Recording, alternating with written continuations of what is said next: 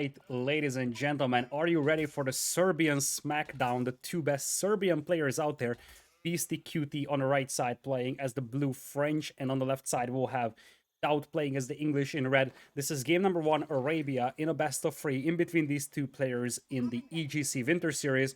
The global bans were Mongols for Beasty and Rus for DauT, so no Mongols, no Rus today. It is just going to be the good old-fashioned warfare of French and English. And indeed, these two players are both from Serbia, a nation that's talked very little about when it comes to competitive Age of Empires, but some of the best Age of Empires 4 players come from Serbia. In fact, if you look at any kind of charts when it comes to the performance of these nations, so how well certain nations perform in terms of their players in Age of Empires 4 events, you could see that Serbia is up top. Part of the reason why is because both DauT and Beasty are performing at a very good level, and behind them there is just no one that plays in competitive tournaments. So you basically have two players that always perform well, and that's going to put you quite a bit on the top.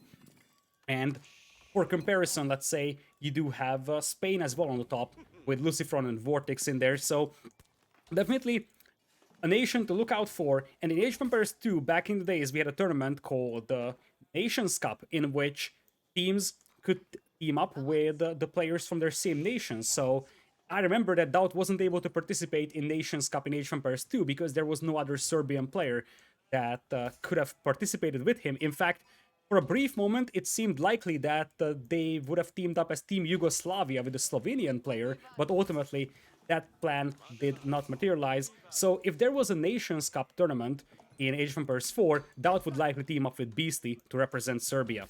With that being said, we do have quite a bit of a sheep collected here from Beasty. He has gotten a second scout out at the beginning of the game, whereas for DauT it seems like he's playing with one scout only, and the result can be seen underneath his town center. There's a limited amount of sheep for him to work with, so he's gonna have to transition to berries or farming in the foreseeable future. Looking at the hunts, both of those are quite exposed for DauT, making it very, very easy for Beasty to steal them with professional scouts, which is the likely game plan for him playing as the French. He has a nice wood line at the south of his town center. Behind his town center is a nice patch of berries that's also going to help, and you already see the mill coming up. The gold mine is quite exposed for him, and the backup gold mines are absolutely horrendous though, so Beasty has to be very careful not to lose access to those gold mines because the backups are just terrible.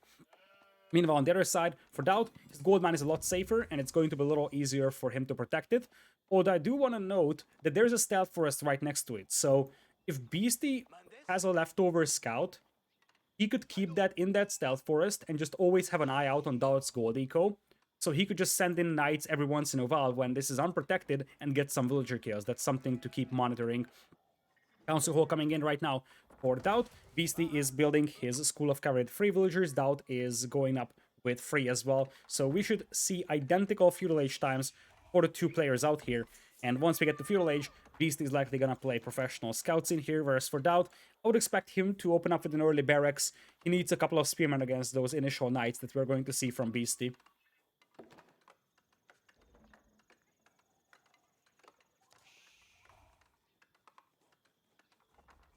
Barracks now coming in here for DauT, as you would expect.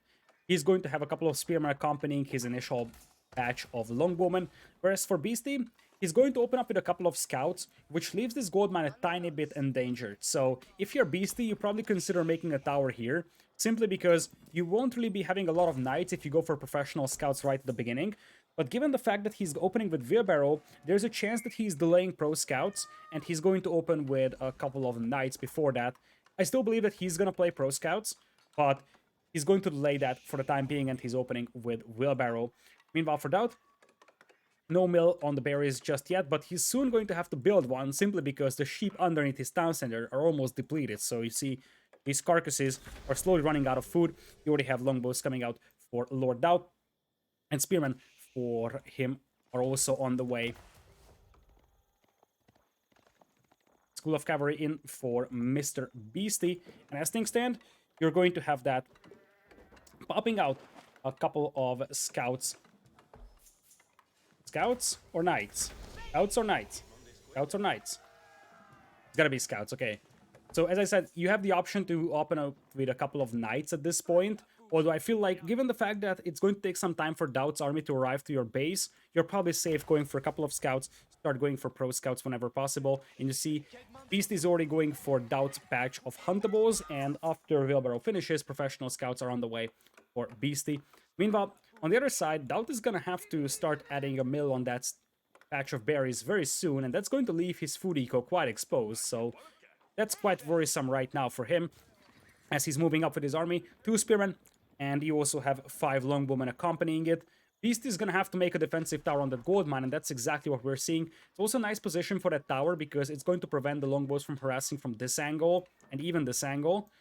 The danger that you're facing is that if that tower is out there, if the longbowmen camp here, they will be able to kill the villagers that are bringing the gold back to the gold mine, and the tower won't be able to reach them. So, while this tower is nice and everything to prevent aggression from the right side, the gold mine is still wide open on the left side, and Beast is going to address that issue by dropping some walls over here on the left. That's a clever way of doing this, and probably the most effective as well, so gotta give credit for Beasty for making that decision. And you see, DauT is expecting a potential tower on this left side, because that's where your gold mine is most exposed, so he's sending his units to the right side, but he's going to bump into the tower because of that. Meanwhile, for DauT, he's also pursuing a couple of scouts over here, and as things stand, he was able to discourage Beasty from taking the hunt on this patch. He's going to open up with that second patch, though. It's going to be difficult to keep track of all of those scouts. You might be able to get some hits on them, but ultimately, as long as they don't die, this is not very concerning for Beasty. So losing HP is not the end of the world. The scouts will heal back, so you will be able to take the majority of the hunt back, and indeed, it looks like Beasty is going to swoop up 5 carcasses, and he's going to head back home. Spearman won't be able to do much against that. DauT might try to intercept that batch of scouts, though, so that's something to keep in mind. Balls are also up for Beasty down south over here. That actually splits that patch of Huntables in 2.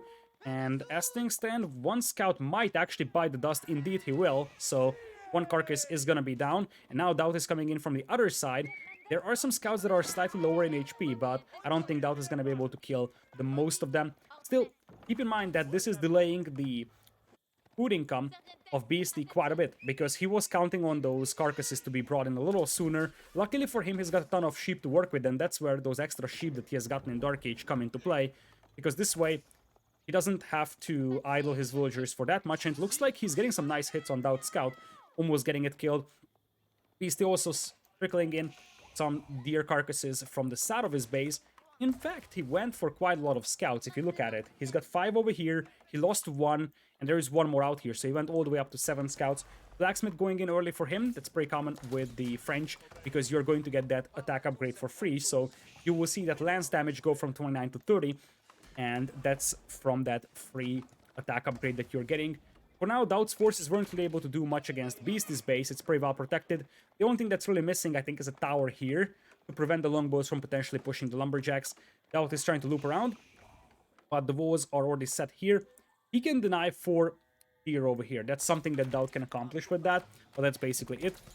Beasty going for a couple more ranges himself as the longbows do swoop in, and it looks like we could have 1 or 2 villager casualties. Indeed, this guy on the forest is going to bite the dust. Up north, DauT does have a blacksmith, and the siege upgrade is already coming in.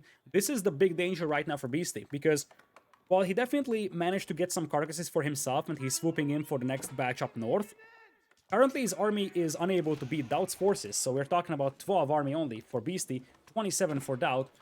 Not a ton of spearmen right now for DauT though, and that's something to be considered. So if you're DauT, you probably want to mix in some more spears, because you only have 4 of them on the battlefield, and if those are killed, your longbows will just get destroyed by all those knights. Looks like Beasty is thinking about a counterattack instead. DauT was spotted, and he's gonna get some nice hits on top of those royal knights. With those knights being spotted, wouldn't be surprised to see DauT getting a couple more spearmen out for defense. Indeed, that's exactly what we're seeing. And you love the move from DauT here. He's sending his longbows to the south. He knew exactly that he's going to bump into those knights, and he also knew exactly that he won't be able to fight them. So instead, he's going to avoid them and head forward with 5 more longbows, group them up with the already existing 17 on the battlefield.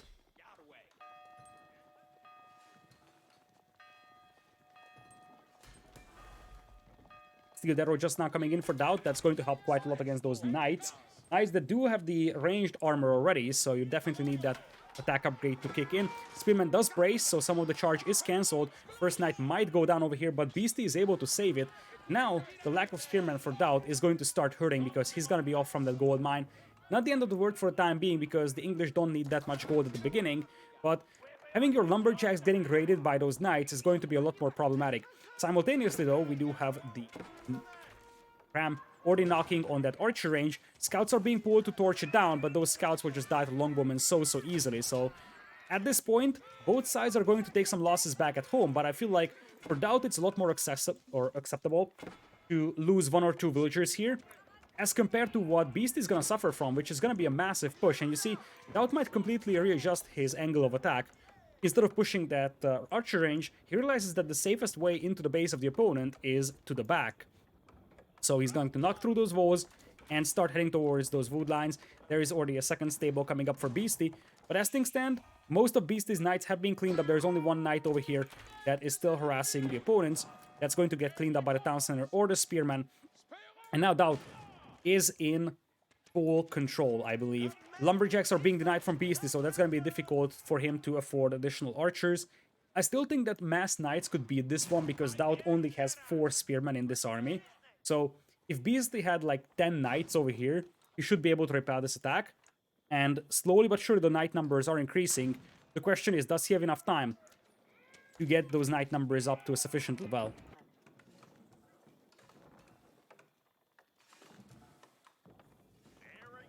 DauT already starting to add farms over here, so he's going to start capitalizing on the English farming eco. And as you see, it looks like Beasty was thinking about the counterattack for a brief moment, then he's going to realize that he has to fight this one over here. And I love the move from DauT to start knocking on those houses. Notice that the Lumberjacks are all denied right now from Beasty, which means that if he loses houses, it's going to be difficult to replenish.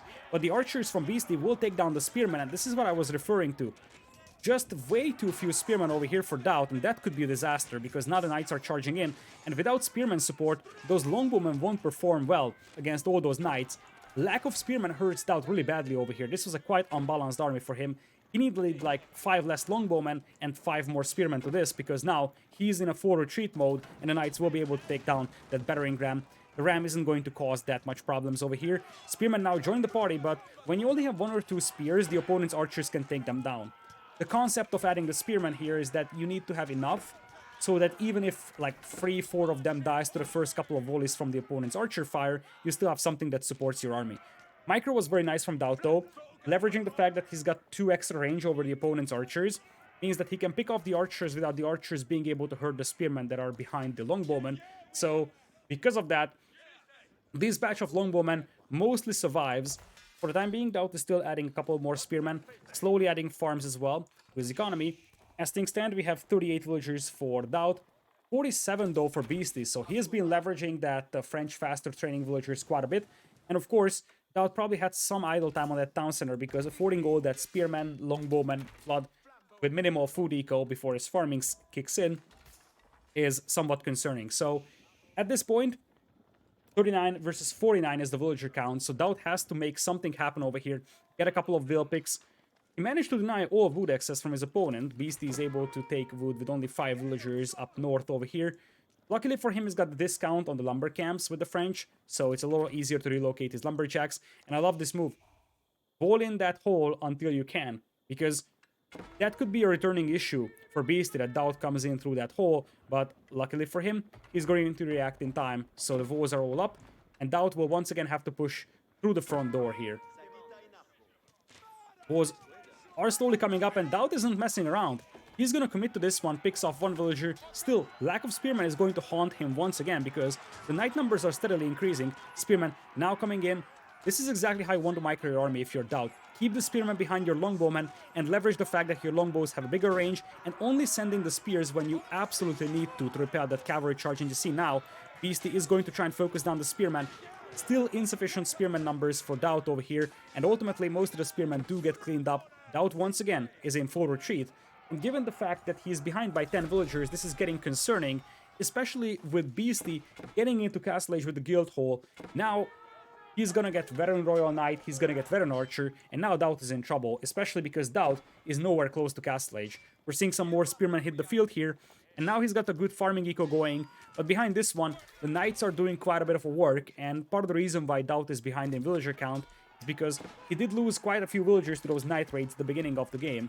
Ultimately, it's 39 villas versus 53. I think there has to be a ton of Townsend idle time associated with this as well, because I don't think Beastyqt killed that much to push DauT down here. For now, it's a consistent villager production, but DauT is behind by 14 villagers, and that is just very ugly, especially with Veteran Royal Knights already in. For Beastyqt, he's sending a couple to the north, and as things stand, those farmers are wide open for raiding, many of them being heavily damaged. Beastyqt now in a commanding position, because as things stand, he's got safe gold income here. He's got a safe food economy as well. Not spectacular, because it's mostly berries, but it works. Wouldn't be surprised to see him using the guild hall even on food, because when you don't have a good farming eco setup, oftentimes you set your guild hall on food. Looks like he's going to keep it on the gold for the time being, as the knights from Beastyqt come in. DauT's got no spearmen back at home, so once again, casualties will be here. There's 2 villagers down. Could potentially see a third one, maybe even a fourth one being taken care of. But it's also the idle time that's associated with these raids, because right now DauT is struggling to keep his economy safe. Knights will head towards the gold mine that also has a dozen of villagers on it. And as things stand, these raids are pushing DauT down into a very, very deep pit. It's only 36 villagers at this point, as opposed to his opponent having 58. Longbows now moving from DauT though to try and compensate for that, as Beastyqt did make a monastery, something that we rarely see from French, but the idea here is clear. He wants to capitalize on that castle age, start picking up relics. So, as weird as it sounds like, this approach is very similar to what you would see from a Rus player. Obviously, it takes way more time to grab those relics, because your monks move a lot slower, but ultimately, the idea is the same. DauT, thinking about moving in once again, could kill that one lady on that wood line, but you see, Beastyqt already relocated his lumberjacks, so only this poor lady is going to fall to that aggression. Beastyqt still pretty heavy on the berry department. He's yet to transition to farming eco, which could give a glimpse of hope for DauT. But now he's up against the Castle Age army over here. Veteran archers, some arbaletier also on the field, which could deploy the Pavise to absorb a lot of arrow fire. But ultimately, the biggest problem for DauT is that his spearmen will get picked apart by those veteran archers, and when the spearmen are gone, the longbowmen will get cleaned up by the knights. And as things stand, that's exactly what we're seeing behind this one. DauT's economy is also getting smacked in the face by a couple of knights, and we have 84 population for Beastyqt. DauT is sitting at 54, only 33 villagers, and his entire army here is about to get cleaned up. I think Beastyqt has this one, because DauT is now heavily on the back foot, and I just struggle to see how DauT is going to be able to compensate for all the deficits that he's suffering from. He doesn't have the economy anymore, he doesn't have the army anymore, and Beastyqt is in Castle Age, so Beastyqt now has full map control, and as I said before, he can capitalize on that by picking up the relics. He can potentially capitalize on that by picking up these leftover hunts that are still out there. Now, the Venerable Knights will clean up all the spearmen. DauT once again has to idle a bunch of farmers, and he no longer has the forces to repel these attacks. So, there's archers, there's arbaletier, some Castle Age Royal Knights, and only a handful of spearmen. DauT is rushing up a King's Palace to try and get to Castle Age here, as the Knights swoop in trying to get some villager kills. If he gets that second town center up, there might be a small chance for him to compensate for the villager deficit, but this has to be a very long game to happen. And honestly, I'm not even sure if that King's Palace is going up. Oh boy. Lord DauT, we know what's coming. DauT is famous for these incomplete buildings and having all the villagers slaughtered underneath that. That's exactly what we're seeing over here. And with that, DauT taps out. I feel like indeed with that, Castle Age progress denied and having all those villagers slaughtered, it was not even a question. Beastyqt takes game number 1 over here in a fairly convincing fashion. For a long time, DauT had a lot of map control, but ultimately, he wasn't able to do that much of a damage to Beastyqt, and you see, this is what I was referring to. DauT had a ton of town center idle time. That has to be town center idle time, because if it were raids, you would see drops. You're not seeing drops, you're seeing a straight line, which to me signals that there was just no villager production over here. So DauT was trying to play very aggressive, and he sacrificed his villager production to a certain extent to get spearmen and longbowmen out, but that comes at a price, especially against a French player that already has a faster villager production, and by minute 14, you already had like 15 villager lead for Beastyqt. That translates to Castle Age lead, and that translates to technology advantage, ultimately winning the game. 3,000 more food gathered by Beastyqt. Also 5k more gold, slightly more wood by DauT, but in general, better economy for Beasty in game